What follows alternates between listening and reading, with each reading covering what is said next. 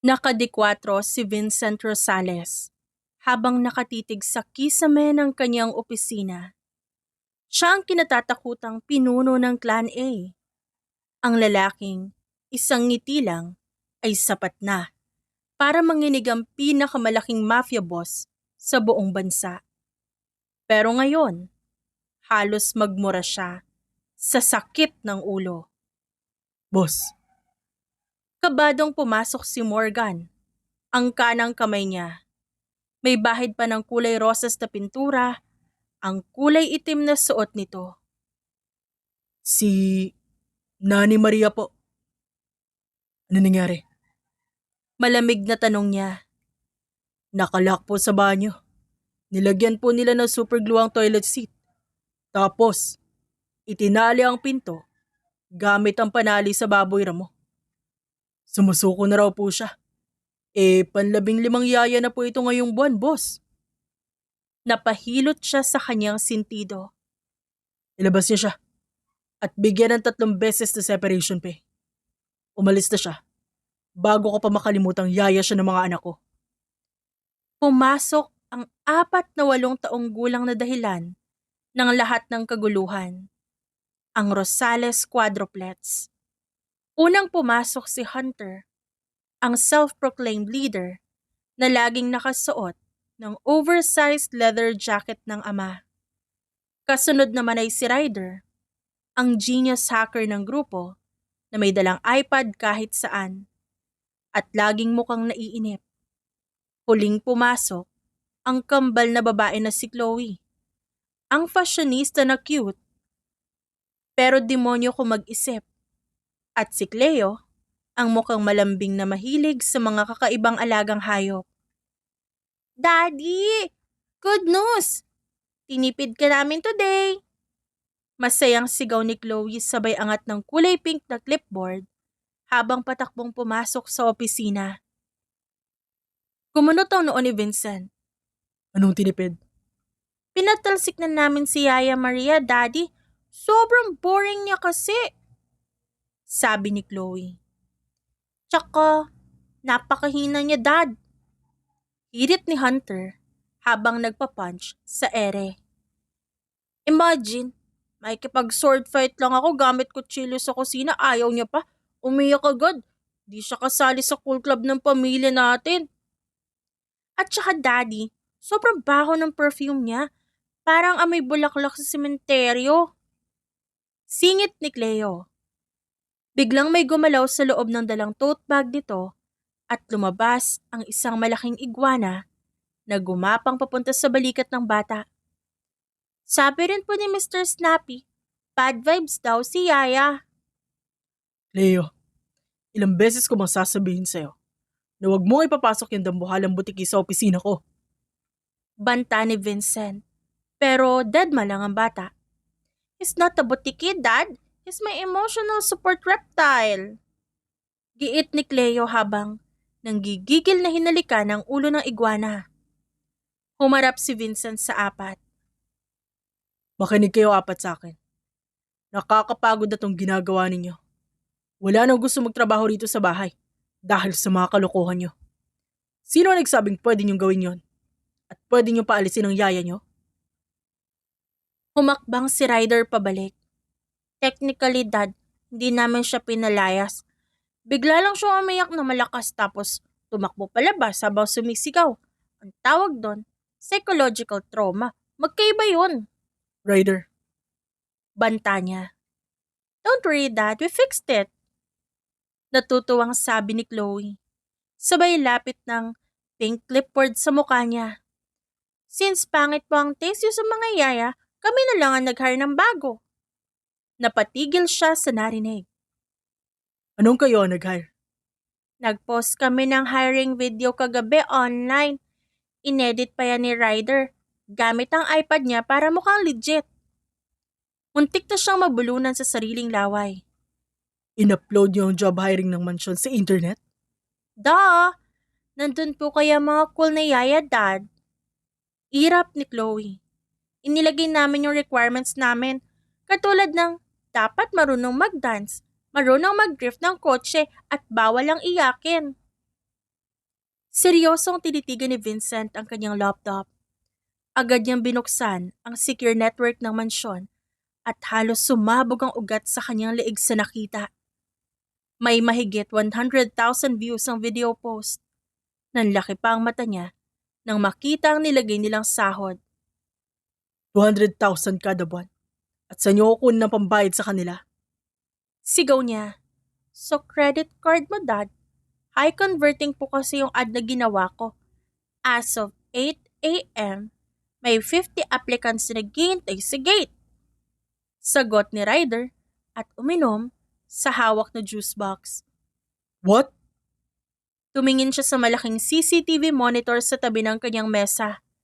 Sa labas ng napakalaking gate ng Rosales Estate, na pinaliligiran ng mga armadong guard ng Clan A, ay may mahabang pila ng mga kababaihan na nakasuot ng corporate attire. May dalang folder at mukhang handang makipagpatayan para sa 200,000 na sahod. Look at them, Dad. Mukha silang palaban. Gusto ko yung nakapula. Mukhang marunong mag-braid ng hair. Pumapalakpak na sabi ni Chloe.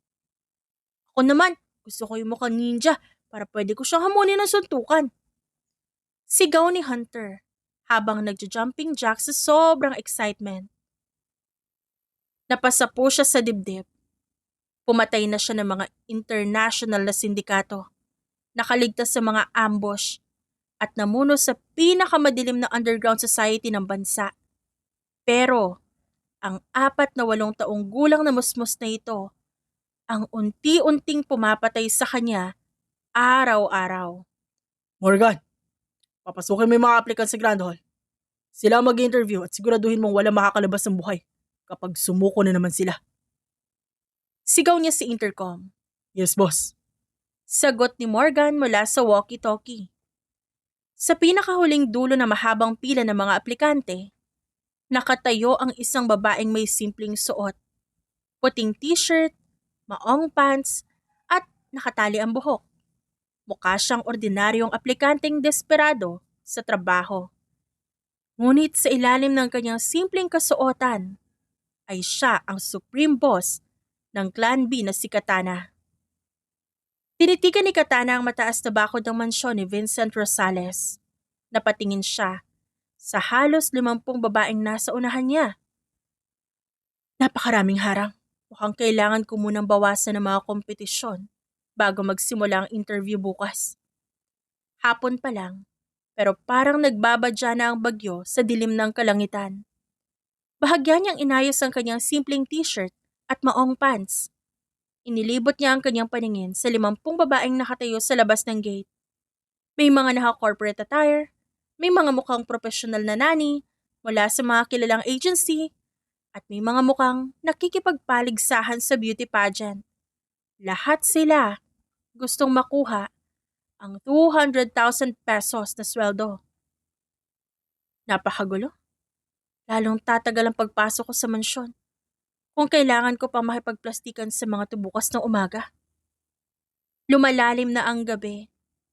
Dahil bukas pa ng umaga ang formal na interview sa Grand Hall, nagpa siya ang karamihan ng mga aplikante na mag-check-in muna sa mga natatanging mumurahing motel at boarding house sa ibaba ng burol, malapit sa estate ng mga Rosales. Yun ang pagkakataong hinihintay ni Katana. Bahagyang kumalat ang hamog sa paligid ng pampublikong pasilidad kung saan nagpapahinga ang grupo ng 10 aplikante. Hoy, narinig niyo ba yun? Tanong ng isang babaeng naka-full makeup. Parang may kumakalmot sa bintana. Guni-guni mo lang yan. Kinakabahan ka lang para bukas. Bago pa matapos sa ikalawang babae sa sasabihin nito, biglang namatay ang ilaw. Lumukob ang kadiliman sa buong silid. Brown out? Isang malamig na hangin galing sa hakahuyan ang sumipol sa loob ng silid. Kahit nakasara ang mga bintana, mula sa kadiliman, lumabas ang isang figura.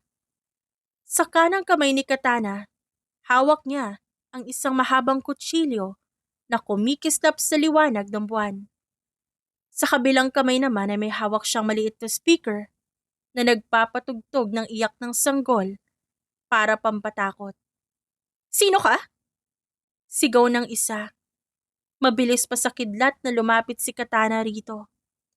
Sa isang pikit ng mata, pumuwesto siya sa likod ng pinakamatalas na dila ng grupo. Bahagyang idinikit niya ang malamig at matalas na talim ng kutsilyo sa leeg ng babae. Gusto mo pa bang mabuhay? Kapag nakita pa kita rito bukas ng umaga, hindi lang leeg mo ang hihiwalay sa katawan mo.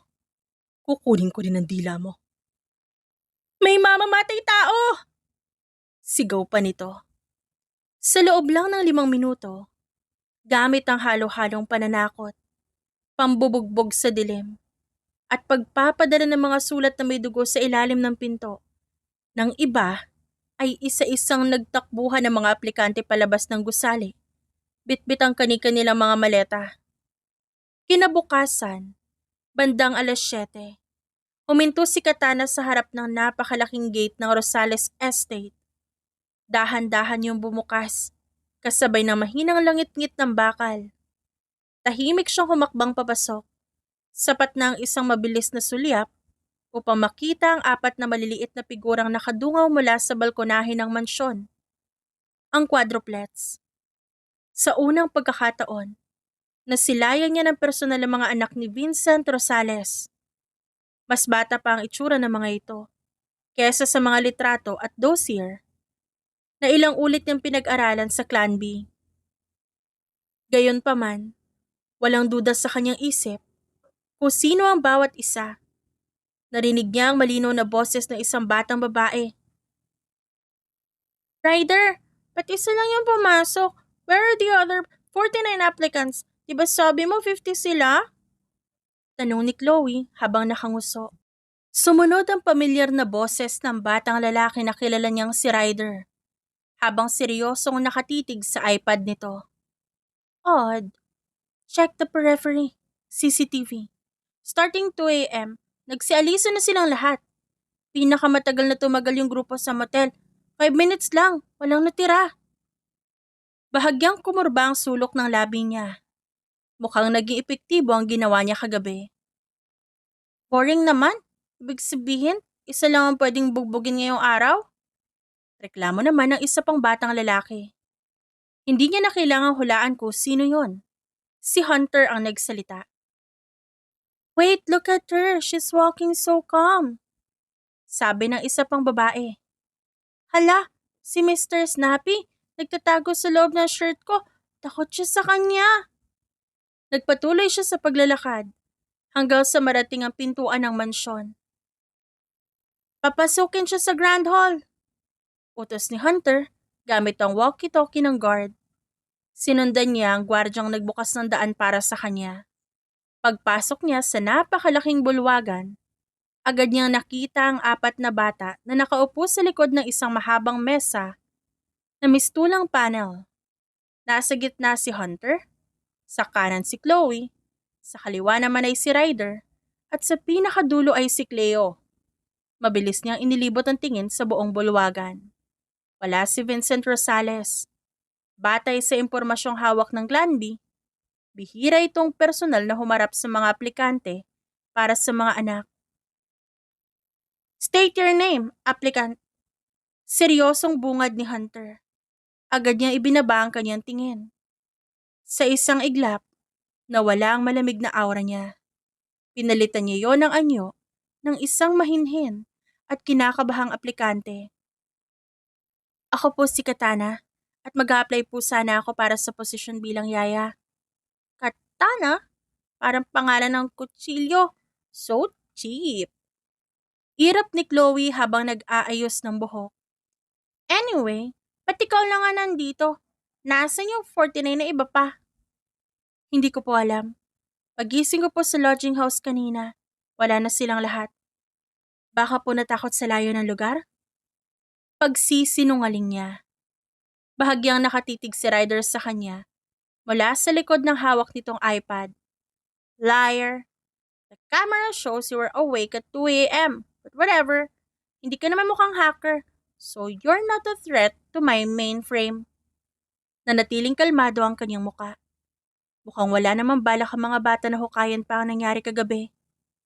Tumayo si Hunter at ipinatong ang dalawang maliit na kamay sa mesa. Bago ka namin tanggapin, kailangan mo munang pumasa sa aming Rosales Elite Nanny Testing System o RENTS. Test po? Tanong niya. Mga bata lang sila. Gaano nga ba kahirap ang maipapagawa ng mga ito? First test! Sigaw ni Chloe, sabay pumalakpak ng 2 beses sa tuwa. Mula sa gilid ng bulwagan, pumasok ang 2 armadong gwardya na may bitbit na malaking silver tray. Tahimik niya yung pinagmastan hanggang sa mailapag sa kanyang harapan. Inalis ni Chloe ang takip. Isa itong mangkok ng kulay berdeng sabaw at 3 buhay na matatabang ipis na pagala-gala sa loob ng pinggan. Kailangan mong inumin yung potion soup na ginawa ni Cleo at kailangan mo kainin yung 3 ipis na hindi ka umiiyak o nasusuka. Sabi ni Chloe habang nakaturo ang daliri sa tray. Yung huling yaya kasi, umiyak agad nung nakita yung ipis. Super weak. Tinitigan niya ang nasa harapan. Hindi man lang yun umabot sa listahan ng pinakamalalang naranasan niya. Sa survival camp ng Clan B, 12 taong gulang pa lang siya, ay natuto na siyang kumain ng kung anumang mailagay sa harap niya para mabuhay. Lumapit siya sa tray. Kinuha ang kutsara at inubos ang mabahong sabaw. Pagkatapos ay isa-isang dinampot ang 3 ipis gamit ang kamay at isinubo ang mga ito. Narinig niya ang mahinang kalabog ng iPad na nalaglag sa sahig mula sa kamay ni Ryder. Yuck! She actually ate it raw without ketchup? Gulat na sigaw ni Chloe. Oh, tapang ka, idol! Komento ni Hunter. Pero hindi pa yan sapat. Mabilis na naglabas ang bata ng isang maliit na remote control mula sa bulsa nito. Test number 2. Agility and reflexes. Napatingala siya nang marinig ang mechanic na gumagalaw sa kisame.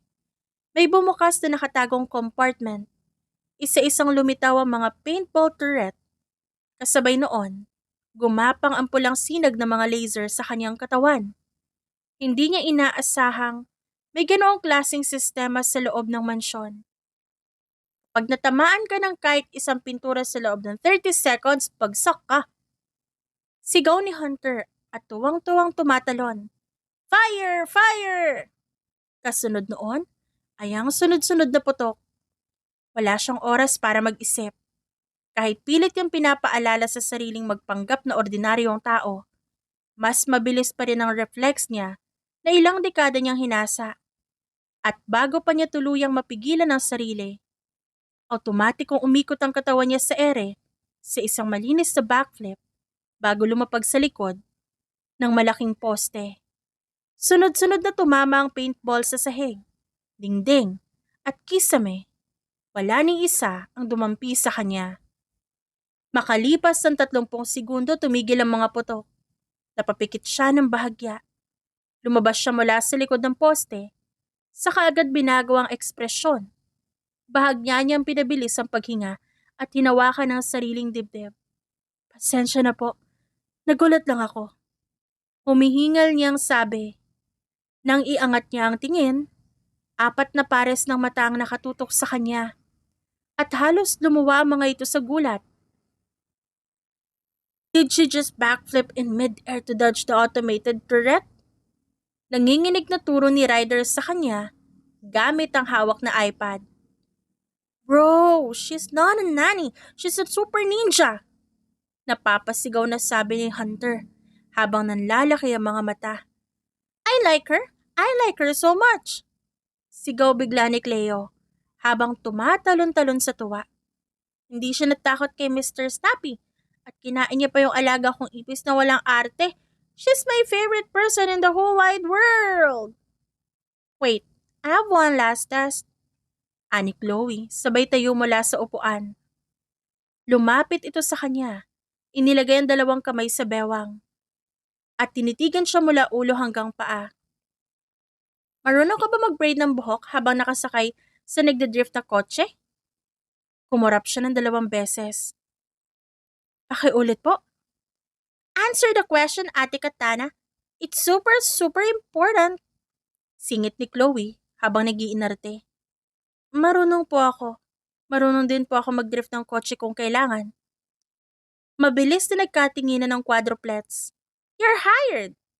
Sabay-sabay na sigaw ng apat. Ngunit, biglang bumukas ang napakalaking pintuan sa dulo ng Grand Hall. Pumasok si Vincent Rosales. Nakasuot ito ng itim na suit at may hawak na baso ng whiskey. Anong kaguluhan ito? Malamig na tanong nito habang nakatitig sa mga nasirang gamit at sa mga marka ng pintura sa dingding. Agad na tumakbo si Chloe patungo sa ama. Daddy, we found our new nanny. Her name is Katana and she eats totoong cockroaches for breakfast. Nabubulol pang saad ng batang babae. Bahagyang kumunot ang noo ni Vincent bago tinaas ang paningin dito. Tumigil ang tingin ng lalaki kay Katana. Nagtama ang kanilang mga mata. Sa isang iglap, nanigas ang buong katawan niya. Kusang humigpit ang pagkakahawak niya sa sariling mga kamay na nakatago sa likuran upang hindi mahalata ang pagpisil ng kanyang mga kamao. Hindi niya alam kung gaano katagal silang nagkatitigan. Katana ang totoong pangalan mo? Sa loob-loob ni Katana, handa na siyang baliin ang leeg ng lalaki. Ngunit pinigilan niya ang sarili. Hindi siya maaaring magpadalos-dalos. Isang maling galaw lang at masasayang ang lahat ng buwan niyang pagpaplano. Sa isang kisap mata, ibinaon niya ang galit sa kaibuturan ng kanyang dibdib. Kinalitan niya yon ang katauhan ng isang mukhang kawawang aplikanteng probinsyana. Opo, Sir Vincent. Mabilis siyang yumuko bilang paggalang. Pero sa sobrang pagmamadali, ay tila naisipan niyang matapilok sa sarili niyang paa. Ay, kabayo! Tili niya sabay dapa ng pabulagta sa sahig. Kumalabit pa ang braso niya sa gilid ng mesa, kung saan nakapatong ang isang mamahaling florera. Nabasag ang florera sa semento. Nanatili siyang nakadapa habang pinipigilan ang sariling mapangiti. Naku, maawa po kayo, sir. Huwag niyo po ako ipakulong. Kawawa ang pamilya ko. Sobrang clumsy ko lang po talaga kapag kinakabahan. Babayaran ko po kayo sa sweldo ko kahit 5 taon pa ho. Dad, stop scaring Ate Katana. Singit ni Chloe sabay takbo patungo sa kanya para tulungang tumayo. Look, umiiyak na yung nunani namin. You're so mean. Oo nga, Dad. She's delicate. Kahit kumakain siya ng ipis at marunong mag-matrix dodge, sa mga kalaban, sensitive pa rin siya, no? Dagdag ni Hunter. Wait, Ate Katana. Humakbang si Ryder pabalik sa laptop nito at tinitignan ang footage ng pag-dodge niya sa mga turret kanina. If you're so clumsy, how did you manage to do a backflip and dodge all 30 paintballs earlier? Nanlamig ang batok ni Katana. Mabilis na umikot ang isip niya at naghahanap ng palusot na sapat para hindi na sila magduda. Yun po ba? Ano po, dati po kasi akong gymnast sa barangay namin sa probinsya. Tsaka pag natatakot ako o nagpapanik, kusa po nagwawala yung katawan ko. Aksidente lang po na naiwasan ko yun. Akala po kasi totoong baril eh. Ayoko pa po mamatay. Nakahinga siya ng bahagya nang walang tumutol sa paliwanag niya. Napatango si Hunter habang nagjujumping jacks.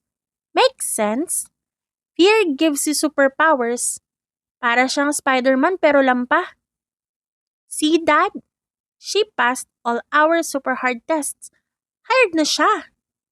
Ani Chloe at patakbong lumapit sa ama at hinawakan ang kamay nito. Kapag tinanggihan mo pa siya, hindi kami kakain ng dinner. Yeah, no chicken nuggets for 3 whole days. Banta ni Ryder. Napasa po si Vincent sa noo at nagpakawala ng malalim na buntong hininga. Fine.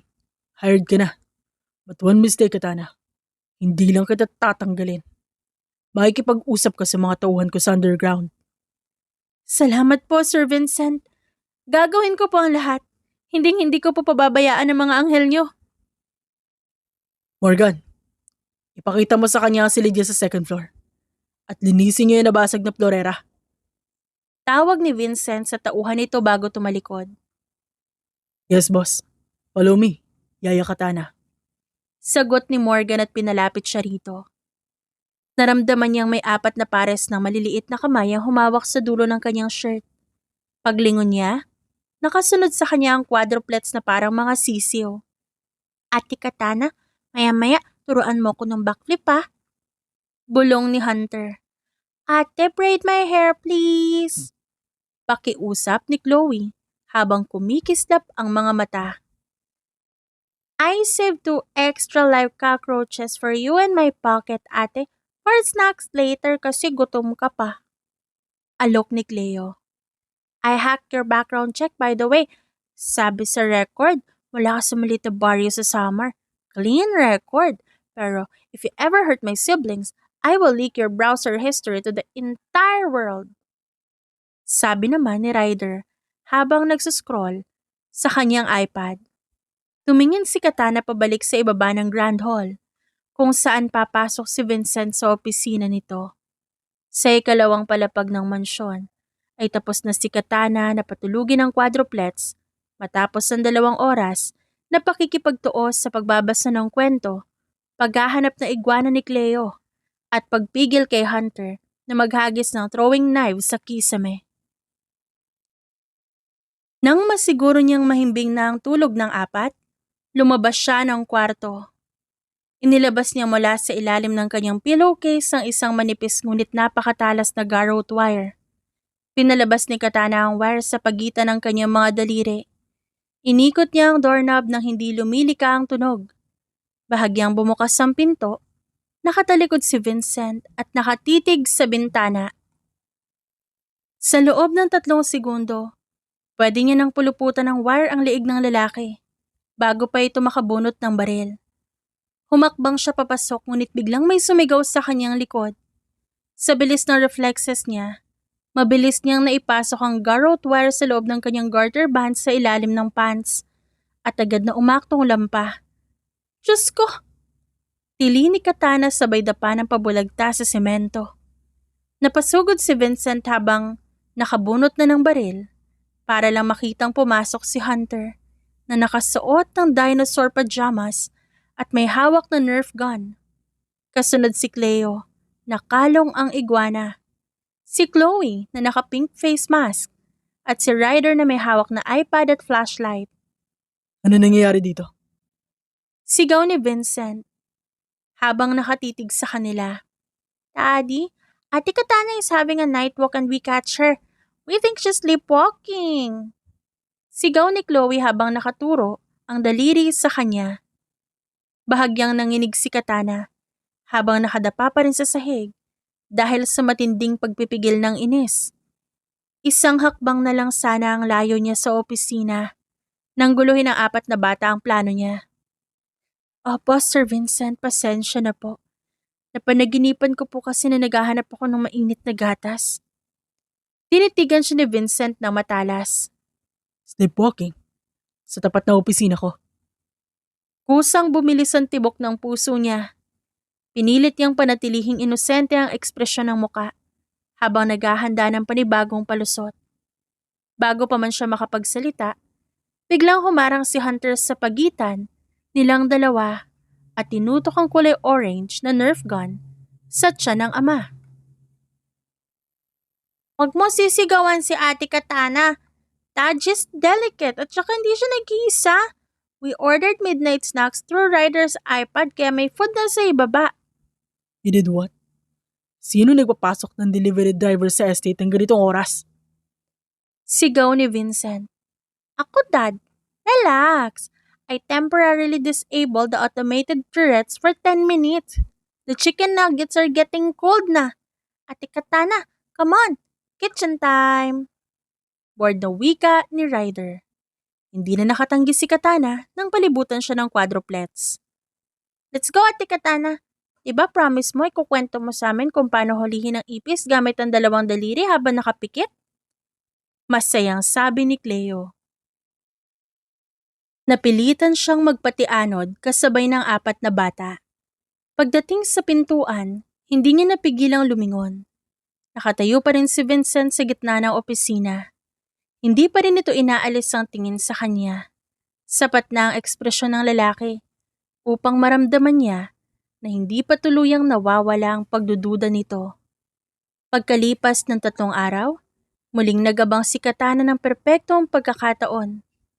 Mag-aalas 2 na ng madaling araw, tahimik ng ikalawang palapag ng mansyon. Sa pagkakataong ito, pinalitan niya ang garrote wire ng isang maiksing balisong na itinago niya sa ilalim ng manggas ng kanyang kulay abong sweater. Mahimbing na ang tulog ng quadruplets. Yun ang buong akala niya matapos niya ipagtimpla ng mainit na gatas ang 4 at siguruhing nakapatay na ang mga ilaw sa kwarto ng mga ito. Naglakad siya patungo sa master's bedroom ni Vincent. Nakatagilid si Vincent sa gitna ng malaking kama. Inilabas niya ang balisong mula sa kanyang manggas. Huminto siya sa mismong tabi ng lalaki at nilapit ang kamay habang nakatutok ang dulo ng balisong sa leeg nito. Sa bilis ng kanyang mga kamay, 1 segundo lang kaya niya nang tapusin ang lahat. Ngunit isang kulay rosas at asul na usok ang biglang sumabog mula sa paanan ng kama. Kasabay ng biglang pag-ilaw ng buong silid mula sa ikinabit na strobe light sa kisame.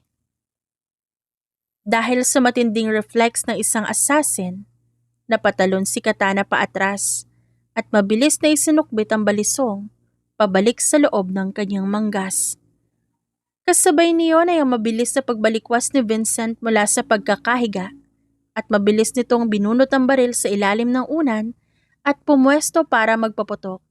Sa gitna ng kapal ng usok mula sa smoke bomb, biglang lumabas ang quadruplets na nakasuot ng malalaking night vision goggles at may hawak na malalaking water gun. "Target spotted! Fire! Fire!" Sigaw ni Hunter habang nagpapaputok ng tubig sa kisame at sa pader gamit ang kanyang water gun. "Dad, you're dead! Bagsakan na dapat!" Tili ni Chloe. Napahawak si Vincent sa dibdib at napasapo sa noo. Kayong 4, what in the world is going on? 1 pulgada na lang. Konting galaw na lang ng kamay niya. Babaon na sana ang balisong sa leeg ng lalaki. Pero, sumulpot na naman ang 4 na pasaway. "It was a surprise tactical readiness test, Dad." Bored na wika ni Ryder habang nakatitig sa iPad na may holographic display. "It took you 2.1 seconds to draw your gun. In the assassin movies, you're already dead twice over. At saka nakita namin si Ate Katana na papasok sa room mo. Sabi namin, sabay-sabay ka namin i-check kung humihinga ka pa. Sabi ni Mr. Snappy, baka daw kasi kinain ka na ng monster." Singit ni Cleo. Nanlamig ang batok ni Katana nang marinig ang sinabi ng bata. Bumaba si Vincent sa kama. Hindi man lang nito pinalagpas ang pagkakataon na ibaling ang matalas at malamig nitong tingin sa kanya. Lumapit ito ng 2 hakbang sa kanya. Anong ginagawa mo sa silid ko ng ganitong oras, Katana? Sir Vincent, pasensya na po. Narinig ko po kasi na may naglalakad sa hallway. Kala ko po kung sinong pumasok kaya tinignan ko kung ligtas kayo. Tapos bigla na lang po sumabog yung usok sa mga bata. Is that so?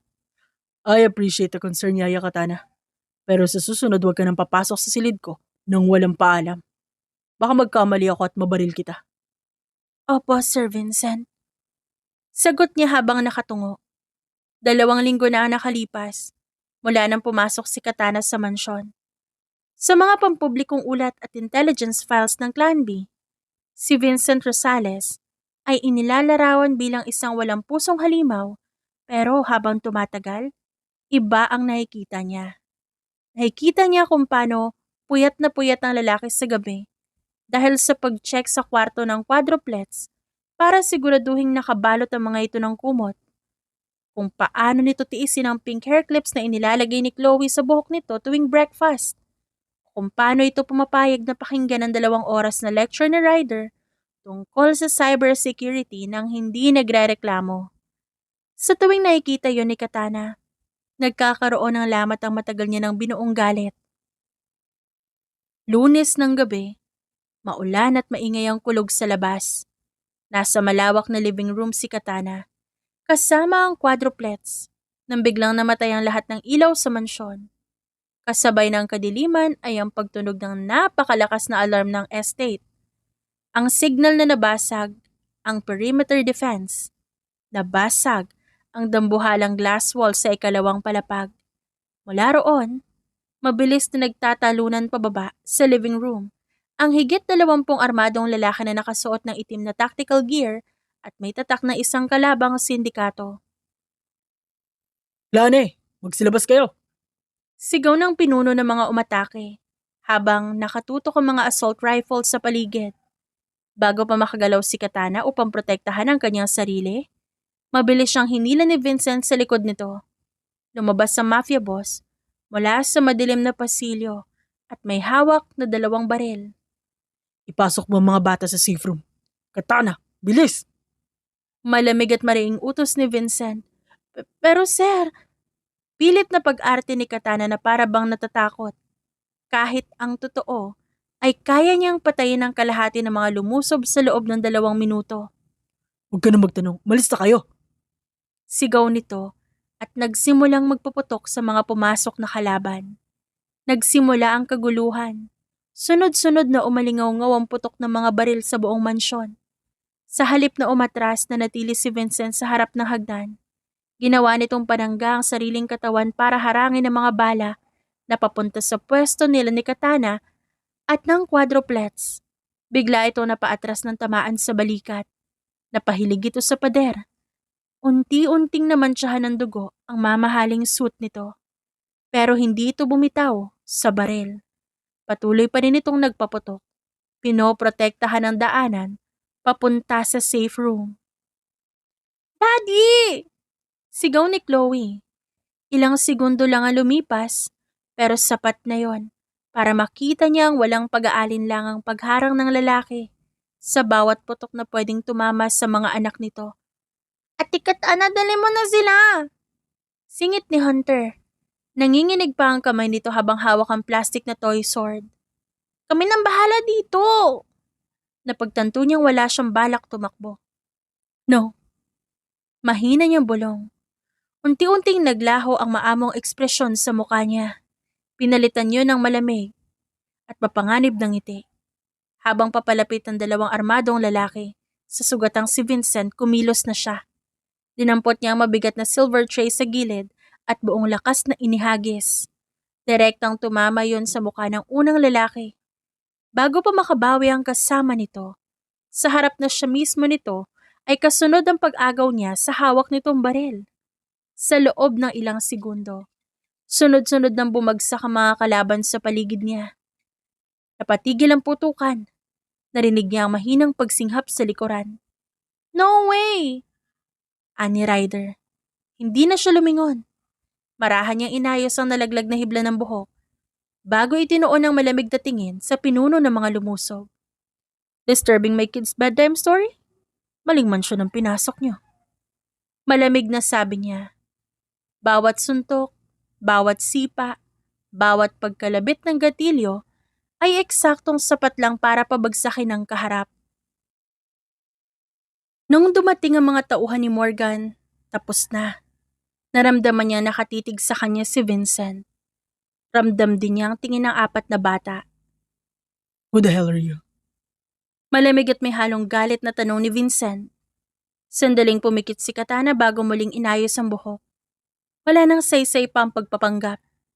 I'm the person who just saved your life, Rosales. Pagkalipas ng 2 oras, nakasandal na si Katana sa madilim na sulok ng underground interrogation room habang nakakrus sa mga braso. Sa gitna ng silid, nakatali sa bakal na krus ang pinuno ng mga lumusob. Halos hindi na ito makilala sa dami ng dugo sa katawan. Sa tapat nito ay si Vincent, na may bagong tahi ang sugatang balikat. Sino ang nagpadala sa inyo? Clan B ba? Banta ni Vincent habang nakatutok ang baril sa noo ng lalaki. Humalakhak ang bihag habang umaagos ang dugo mula sa bibig nito. Clan B? Kayong 2 malaking organisasyon ay napakadali niyong linlangin. Napatingin siya kay Vincent nang marinig ang mga sumunod nitong tanong. Anong pinagsasabi mo? Isang malaking laro ang buhay niyo. Pinapanood lang kayo habang nagpapatayan. Sino nagsusweldo sa inyo? Malamig na utos ni Vincent. Umisilang ang lalaki. Bakit ko sasabihin? Mamamatay din naman ako. Hindi man lang kumurap si Vincent nang iputok niya ang baril sa kanang tuhod ng bihag. Yumanig ang interrogation room sa matinding sigaw ng lalaki.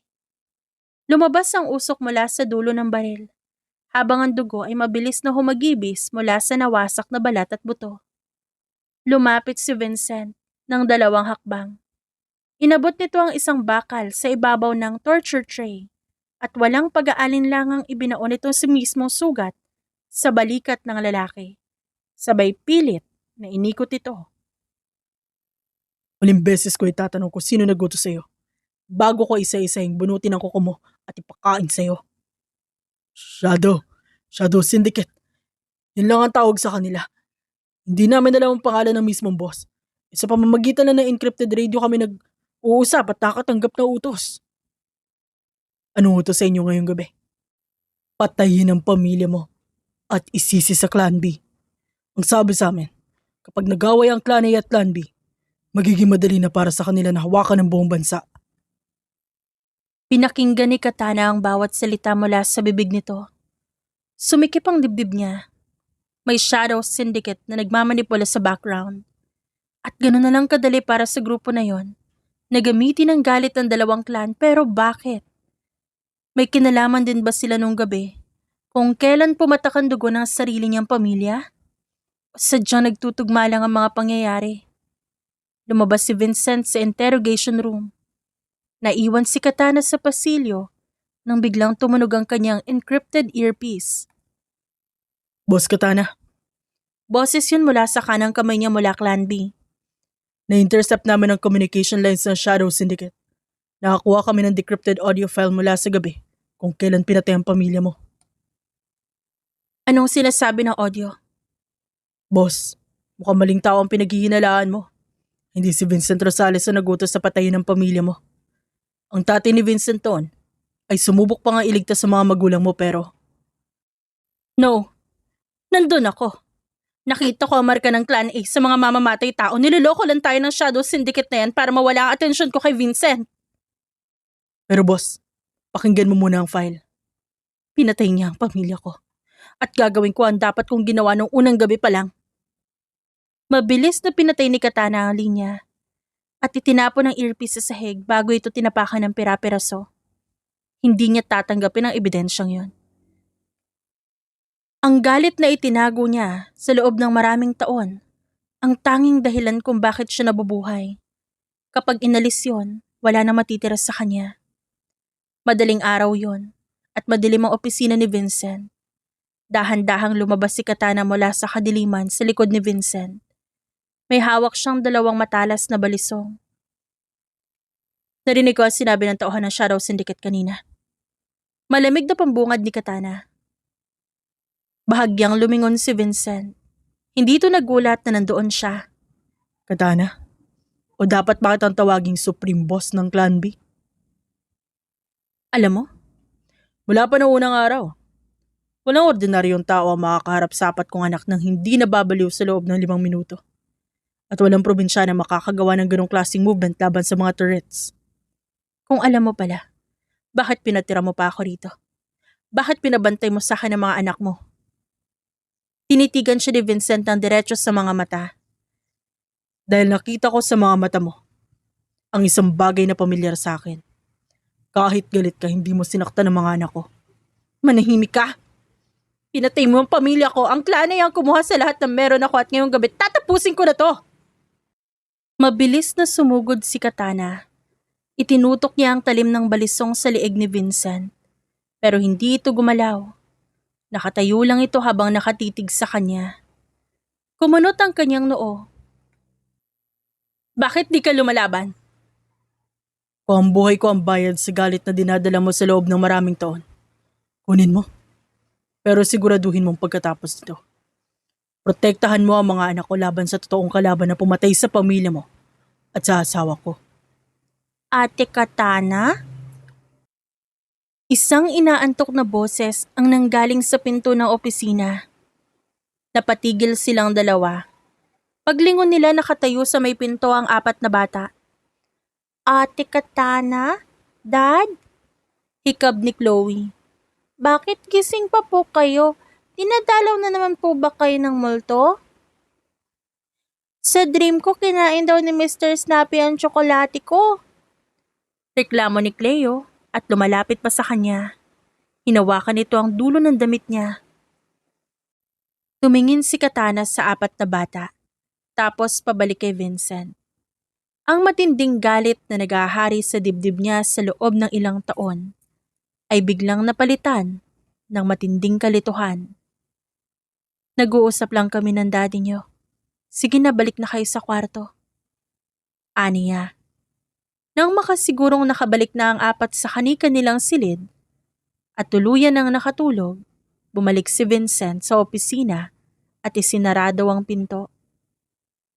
Ang dalawang balisong na kanini nakatutok sa leeg ng lalaki ay nakalapag na ngayon sa ibabaw ng mahogany desk. Lumapit si Vincent sa lamesa. Inilagay ang isang malaking brown folder sa harap niya at kumuha ng 2 baso ng tubig. Upo ka. Mahinahong aya ni Vincent. Bahagyang nag-alangan si Katana. Bago umupo sa katapat na silya, nanatiling nakakross ang kanyang braso. Hindi ko pinagtatanggol ang pangalan ng clan eh. Maraming dugong dumanak sa nakaraan dahil sa kapangyarihan. Pero Katana, pareho tayong pinamumunuan ng 2 pinakamalaking organisasyon sa bansa. Alam mo, sa mundong ito na ginagalawan natin, hindi lahat ng nakikita ng mata ay ang buong katotohanan. Nakita ko ang marka ng clan A sa mga pumatay sa pamilya ko. Vincent, paano may papaliwanag yun? Binuksan ni Vincent ang folder sa harap niya.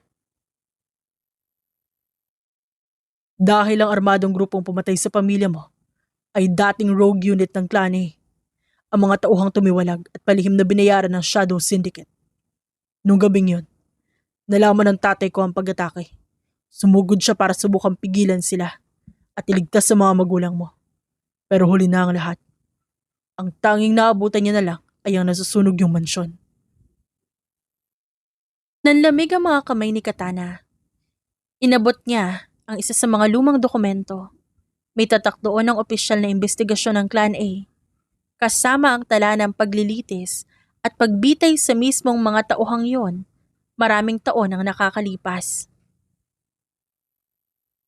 Kung ginawa ng tatay mo yun, bakit hindi niyo inilabas ang totoo? Dahil natakot ang tatay ko na kapag nalaman ng Clan B ang tungkol sa rogue unit, magsisimula na isang buong digmaan na lalong magpapahina sa magkabilang panig. At yun mismo ang gustong mangyari ng Shadow Syndicate. Noong 5 taon na nakalipas, ginamit nila ang pangalan ng Clan B para ipapatay ang asawa ko.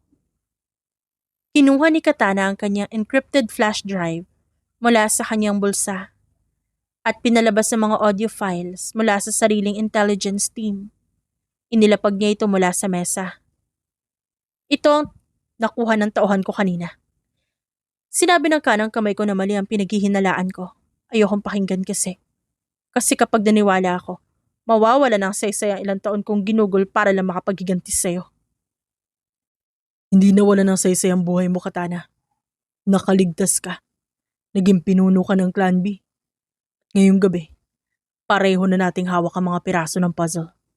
Kaya ngayon, bilang Supreme Boss ng Clan B at pinuno ng Clan A, oras na para tayo naman na maglaro sa kanila. Pagkalipas ng 3 araw, bumalot ang malamig na simoy ng dagat sa isang abandonadong shipyard sa Pantalan. Mahigpit ang pagkakahawak ni Katana sa hawakan ng kanyang twin blades habang pinagmamasdan ang 2 puwersang nakahanay sa magkabilang panig. Sa kanan ay ang mga armadong elite guards ng Clan A sa pamumuno ni Morgan. Sa kaliwa naman ay ang mga assassins ng Clan B na matagal niyang pinamunuan. Sa gitna ng 2 grupo, katabi niya si Vincent. Nakatayo sa kanilang harapan si Marcus Vane, ang lalaking responsable sa pagkawasak ng kanyang pamilya. Napakagandang tanawin. Ang dalawang pinuno na magkalabang klan magkasama. Pero huli na ang lahat. Dito rin magtatapos ang kwento niyo. Malakas na tawa ni Marcos habang pinaliligiran sila ng daan-daang armadong tauhan. Hindi natinag si Katana. Sigurado ka ba dyan? Kasabay ng mga salitang yun ay ang pag-vibrate ng cellphone ni Marcos. Napansin niyang kumunot ang noon nito nang lumabas ang isang live video. Sa screen ay si Ryder. Kalmadong nakaupo sa gaming chair at umiinom pa ng juice. Hi Lolo, habang busy ka dyan magsalita na parang cartoon villain, I already bypassed your mainframe satellite link. Na-wipe out ko na rin all your Swiss bank accounts to buy unlimited Roblox. Nalik ko na location mo sa Interpol and I totally jammed your automated weapon systems. In short, wala ka pong money, wanted ka na, defenseless ka pa, bye-bye! Bahagyang umangat ang sulok ng labi ni Katana. Bago pa makabawi si Marcos, sabay silang sumigaw ni Vincent. Attack! Sa isang iglap sumabog ang bakbakan.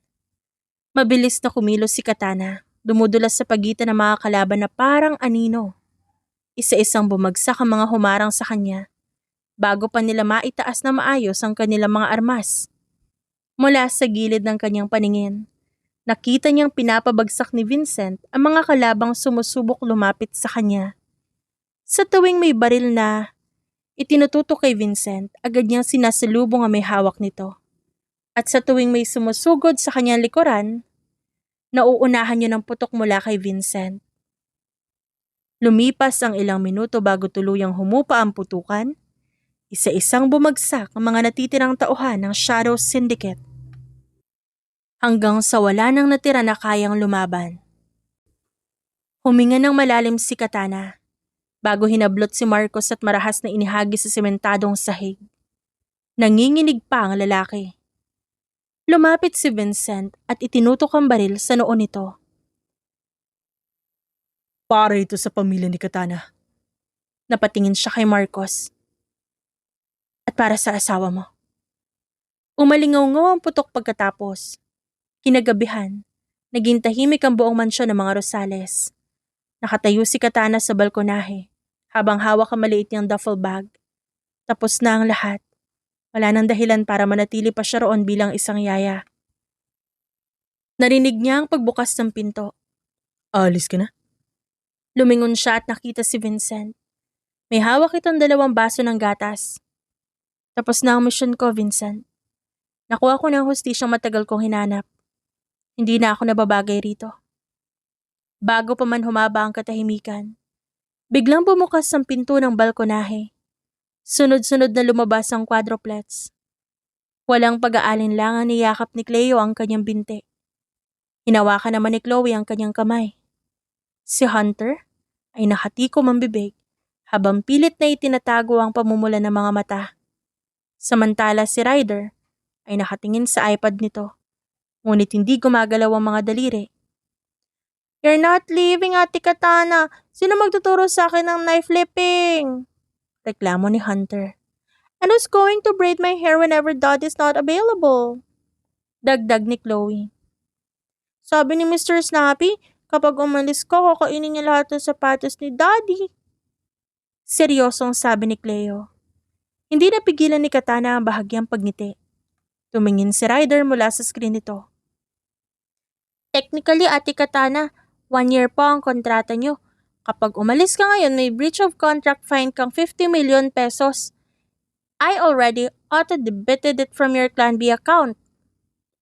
Napakorap siya. In-auto-debit mo ang account ng Clan B? Hindi sumagot si Ryder. Napabuntong hininga na lang si Katana bago napatingin kay Vincent. May bahagyang ngiti ito sa labi. Gusto mo man o hindi, mukhang bahagi ka na ng pamilyang ito. Hindi siya agad nakasagot. Tiningnan niya ang 4 na batang mahigpit na nakakapit sa kanya. Dahan-dahan niyang ibinaba ang duffel bag. Pagkatapos, niyakap niya ang 4 na bata. Mga pasaway talaga kayong 4 ah. Lumipas ang 3 buwan Nanatili si Katana sa mansyon ng mga Rosales bilang yaya ng quadruplets. Pero syempre sa gabi kapag tulog na ang apat, nagpapadala siya ng utos sa Clan B gamit ang kanyang encrypted laptop. Boss Katana, nakahanda na po ang mga tao natin sa taunang Grand Underground Gala and Auction. Ulat ng kanang kamay niya sa earpiece habang si Katana ay abalang nag-a-iron ng uniform ng quadruplets. Good, siguraduhin maayos ang security. Seryosong utos niya sabay tupi ng maliit na medyas ni Cleo. Lunes ng gabi, sa Grand Hotel ng Manila. Ang paboritong lugar ng mga pinakamayamang mafia bosses, assassins, at underground tycoon sa buong Timog Silangang Asya. Nakatayo si Katana sa gitna ng ballroom. Suot niya ang isang napakasimpleng itim na cocktail dress. Sa tabi niya ay si Vincent, na napakagwapo sa tailored dark blue suit. At syempre, hindi pwedeng maiwan ang apat na protektado ng buong puwersa ng Clan A at Clan B. Naka-mini tuxedo sina Hunter at Ryder. Samantalang naka-matching red gowns naman sina Chloe at Cleo. Boring. Kala ko may suntukan dito. Reklamo ni Hunter habang nakatitig sa mga bisitang naka-gown at suit. Bakit puro champagne lang ang hawak nila? Nasaan yung mga bazooka? Shh! Hunter! Look at those diamond necklaces. They look so shiny. Natutuwang saad ni Chloe. At saka, sabi ni Dad, behave tayo. Kasi bibili natin yung sinuunang reptile fossil para kay Mr. Snappy. Paalala ni Cleo habang hawak ang isang maliit na bag na may butas para makahinga ang iguana. Si Ryder naman ay nakaupo sa tabi ng dessert buffet. Busy pa rin sa iPad. By the way, I just hacked the auction system. If anyone bids against that, their credit card will automatically decline. Napahilot na naman si Vincent sa sariling sentido. Ryder, turn off the bypass. Maging patas tayo ngayong gabi. Fine. Hirap ng bata. Nagsimula ang live auction. Isa-isang pinapakita ang mga mamahaling relics, mga antik na armas, at mga pambihirang alahas mula sa iba't ibang panig ng mundo. Naging mabilis ang palitan ng milyon-milyong piso. Nabili ni Vincent ang fossil para kay Cleo sa halagang 15 milyon at isang kulay gintong dagger naman para kay Hunter sa halagang 30 milyon para tumigil na ito sa pagrereklamo. Hanggang sa dumating ang huling items sa gabi. Isang napakabihirang brooch na gawa sa platinum na may nakabaon na hugis rosas na pink diamond sa gitna. Ang tinuturing na isa sa mga pinakamahihirap makuha na hiyas sa underground world. Starting bid for a star gold rose, 100 million pesos! Anunsyo ng auctioneer. Tumingin si Katana sa brooch. May bahagi pa rin sa kanya na napahanga sa ganda at linis ng pagkakagawa nito. 150 million! Sigaw ng isang kilalang Russian arms dealer sa kabilang mesa. 200 million! Hirit na isang matandang Italianong boss. Bago pa makapagsalita ang auctioneer, tinaas ni Vincent ang sariling kamay. 500 million pesos. Natahimik ang buong bulwagan. Halos mahulog ang baso ng champagne ng Russian dealer. Walang sino man ang nangahas na magtaas pa ng bid laban sa kinatatakutang pinuno ng Clan A. Going once, going twice. Sold to Mr. Vincent Rosales for 500 million pesos. Ipinadala agad ng mga bouncer ang napakagandang velvet box sa lamesa ng pamilya Rosales. Inaasahan ng lahat na itatabi ito ni Vincent sa private vault o kaya'y irereserba para sa negosyo. Pero kinuha ni Vincent ang brooch mula sa kahon. Humarap ito sa kanya. Anong ginagawa mo? Takang tanong niya habang nakatitig sa lalaki. Hindi sumagot si Vincent. Maingat na ibinaon nito ang pin, ang brooch, sa itaas na bahagi ng itim na dress niya. Malapit sa kanyang dibdib. Masyadong malapit ang mukha ni Vincent at naramdaman niya ang init ng hininga nito at ang amoy ng mamahaling perfume nito. Mabilis na tumibok ang puso niya sa kaba. Bakit po binibigay sa akin? Nagkakahalaga to ng 500 million. Tinitigan siya ni Vincent ng diretso sa mga mata. Bagay sa'yo. Cold ka nga. Pero tulad ng diamanting yan, may kagandahan ka na, hindi kayang sirain ng kahit anong patalim. Consider it as a gift for protecting my kids and for staying. Samantala, mula sa ilalim ng mesa ay sumilip si Katana sa gilid ng kanyang paningin nang may marinig siyang pabulong na boses. Pagyuko niya ng bahagya, bumungad sa kanya ang 4 na pamilyar na muka na magkakadikit sa ilalim ng mesa. Nasa gitna sila at nakita niya ang isang malaking mangkok ng popcorn na parabang nanonood ng mga ito ng sine. Mabilis na nagkatinginan ng magkakapatid.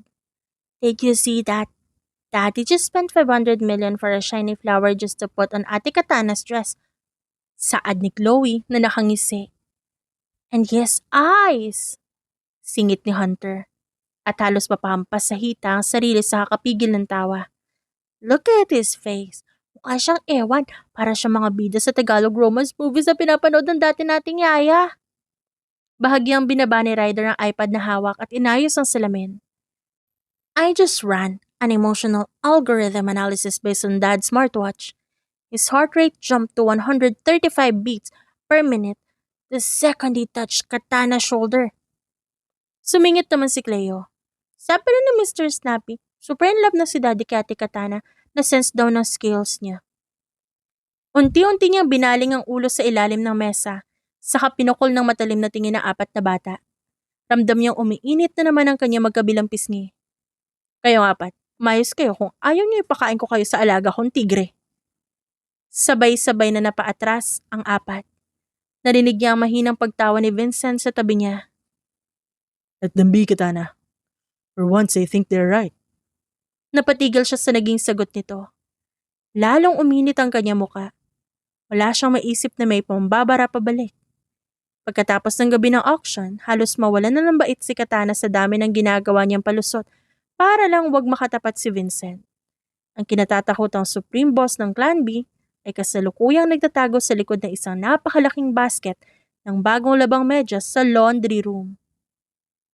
Diyos ko, Katana, umayos ka nga. Focus! Boss ka ng Clan B. Ani niya sa sarili. Pero mahirap mag-focus kapag ang mismong bahay na ginagalawan mo ay pag-aari ng lalaking iniiwasan mo.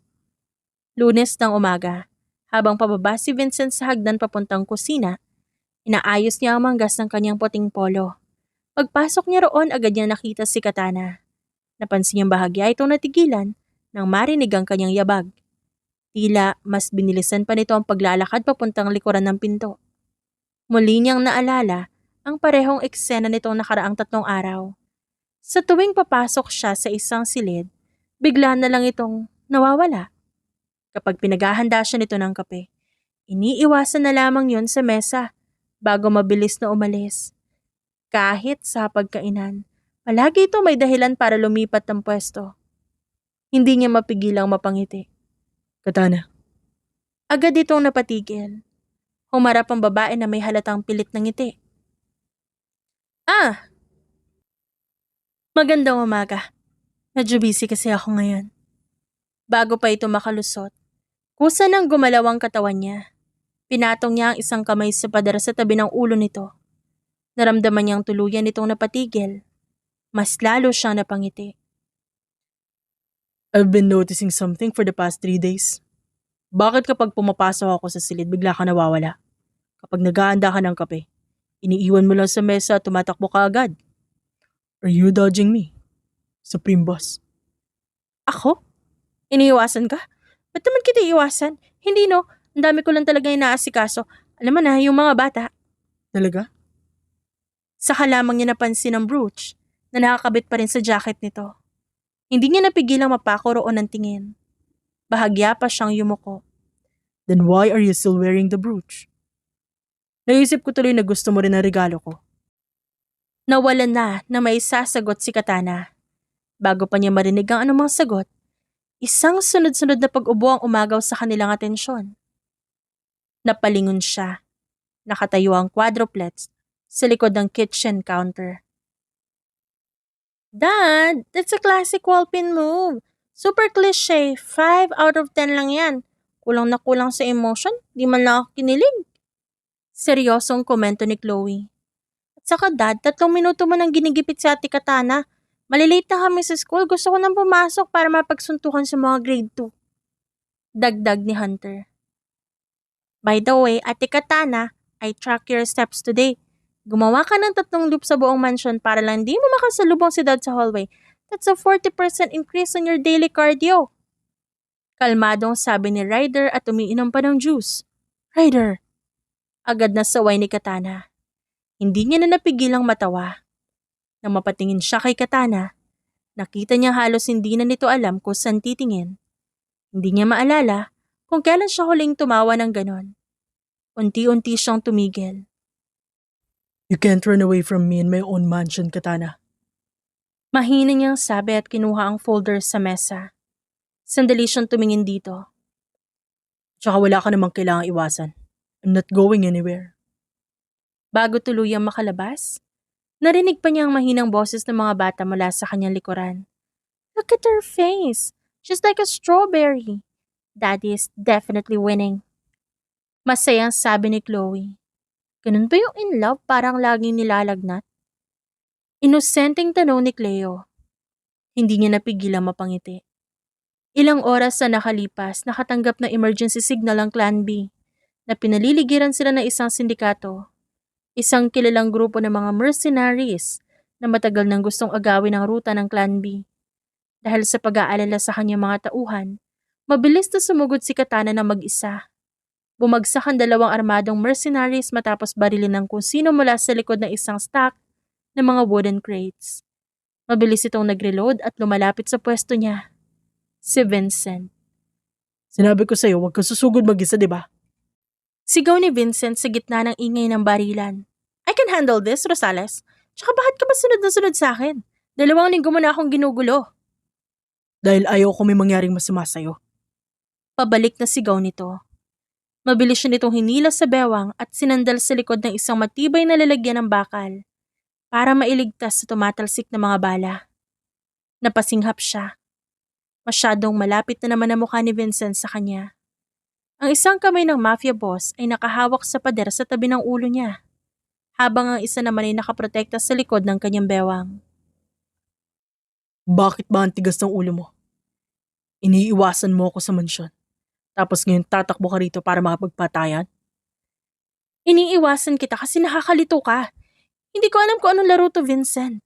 Nasanay ako sa lahat ng tao sa paligid ko na may gustong kunin sa akin o gustong patayin ako tapos ikaw bibigyan mo ako ng milyong brooch?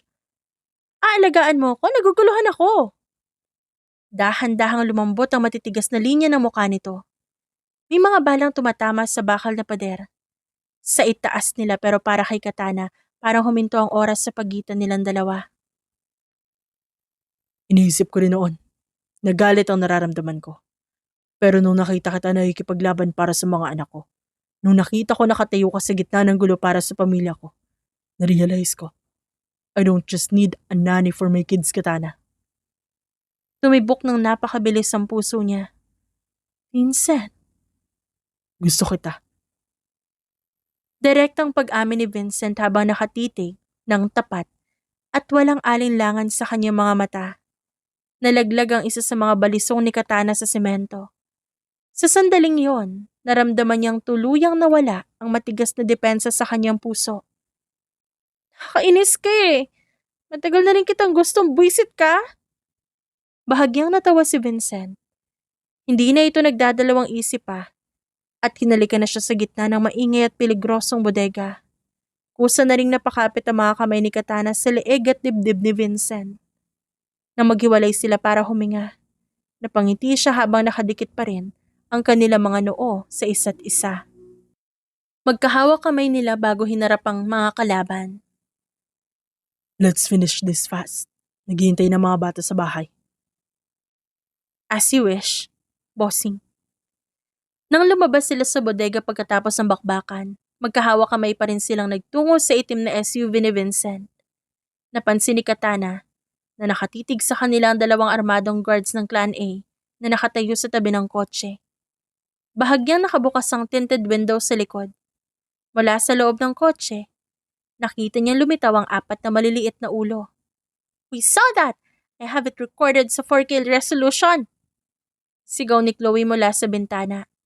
Ryder bypass sa drone camera. You guys kiss while dodging bullets. Astig! Para kayong mga superhero! Proud na sigaw ni Hunter. Told you, Ate Katana, sabi sa'yo in love si Daddy sa'yo eh. Hirit ni Cleo. Naramdaman ni Katana ang mabilis na pag-init at pamumula ng kanyang buong muka hanggang sa kanyang tenga. Habang si Vincent naman ay napapakamot na lang sa likod ng ulo at tumatawa. Ryder, burahin mo yung video na yan. Nope. I already uploaded it to the family group chat. It's been forever! Sagot ni Ryder habang sumisip-sip ng juice sa juice box nito. Pagkalipas ng 6 na buwan, ang dating kinatatakutang araw ng mga sindikato ay naging pinakabonggang kaganapan sa kasaysayan ng underground society. Sa isang pribadong isla na napapaligiran ng mga tauhan ng Clan A at mga elite guards ng Clan B, ginanap ang kasal ni Vincent Rosales at Katana. Pagkatapos ng seremonya at sa gitna ng grand reception sa dalampasigan, tumayo si Katana hawak ang isang baso ng wine. Natahimik ang buong bulwagan. Nakatitig ang lahat ng matataas na opisyal ng Clan A at Clan B. Magandang gabi sa inyong lahat. Ngayong gabi, hindi lang ito ang araw ng kasal namin ni Vincent. Gusto ko ring samantalahin ang pagkakataong ito para maglabas ng isang mahalagang anunsyo. Tumingin si Katana sa kanyang kanang kamay sa Clan B na agad tumayo at yumuko bilang paggalang. Mula ngayong gabi, opisyal na akong bababa bilang Supreme Boss ng Clan B. Nagsimulang magbulungan ng mga bisita. Nagulat ang marami, maliban kay Vincent na nakatitig lang sa kanya. Ipapasa ko na ang pamumuno sa aking kanang kamay. Dahil sa loob ng ilang taon ng buhay ko, umikot lamang sa galit, digmaan at paghihigante. Pero ngayon, nahanap ko na ang magiging pamilya ko. And my husband-to-be? I want to be a full-time wife to my family. Are you sure about this, Mrs. Rosales? Baka mamiss mo ang pakikipaglaban sa underground. Bulong ni Vincent sa kanyang tenga. Bahagya siyang tumawa habang nakatitig sa 4 na bata na ngayon ay nag-aagawan sa huling slice ng cake. Vincent, sa tingin mo ba, mas madali ang maging ganap na ina ng 4 na yan kaysa makapagyara sa 50 assassin? Valid point. Mas nakakatakot mga yata silang 4 kaysa sa buong Viper Syndicate. Pero seryoso, hindi mo ba talaga mamimiss ang aksyon? Yung humawak ng kutsilyo?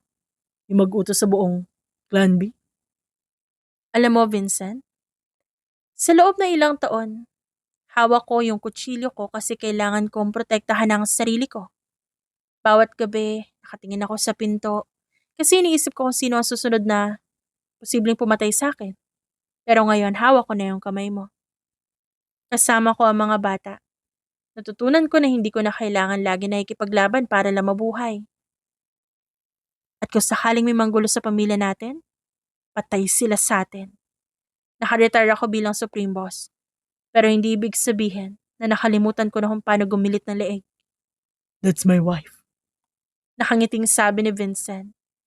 5 taon nang lumipas, namatay ang lahat ng ilaw sa buong mansyon. Hindi man lang huminto ang kamay ni Katana habang patuloy na nagtatadtad ng sibuyas sa ibabaw ng chopping board.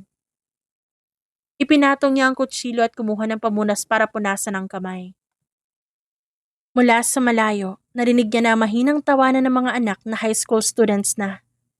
Mula sa madilim na pasilyo ng kusina, dahan-dahang pumasok ang halos 20 armadong lalaki na nakaitim na bonnet.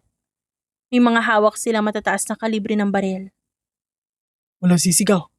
Ilabas niyo lahat ng alahas at wealth combination bago namin ubusin ang pamilya mo, Mrs. Sigaw ng tumatayong pinuno nila.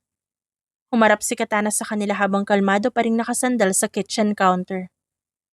Maling bahay ang pinasok niyo, gising pa ang mga bata. At saka nagluluto ako ng hapunan. Ayokong lumabig ang adobo. Ano? Nagpapatawa ka ba? Tawa ng isang magnanakaw habang itinututok ang baril sa mismong noo niya. Isa ka lamang bahay-bahaya na babae. Bago pa man maikabit ng lalaki ang daliri nito sa gatilyo, mabilis na ginamit niya ang mabigat na frying pan na may mainit na mantika at binalibag ito sa mukha ng lalaki. Bago pa makatumba ang isa, inagaw niya na ang baril nito at mabilis na inikot ang braso at binali ang siko nito.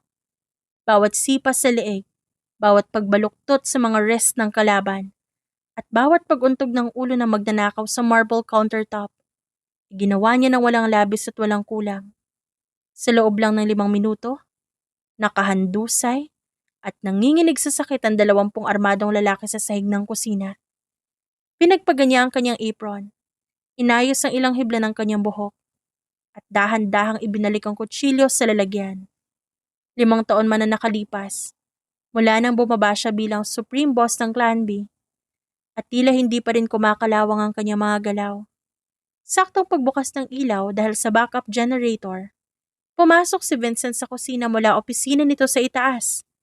Hawak ng asawa ang baril nito at handang makipagbakbakan matapos marinig ang ingay. Pero napatigil si Vincent sa pinto ng kusina. Tiningnan niya ang asawa na nagulat sa 20 matatangkad na magnanakaw na nakahiga sa sahig. Nakasandal din sa pinto ang quadruplets habang nagsishare ng isang tub na ice cream. Told you, Dad. Sabi ko sa'yo, huwag ka nang bumaba eh. Tatapusin lang ni Mama yan bago mag-boil ang tubig. Bored na sabi ni Hunter habang nakaturo sa mga kalaban.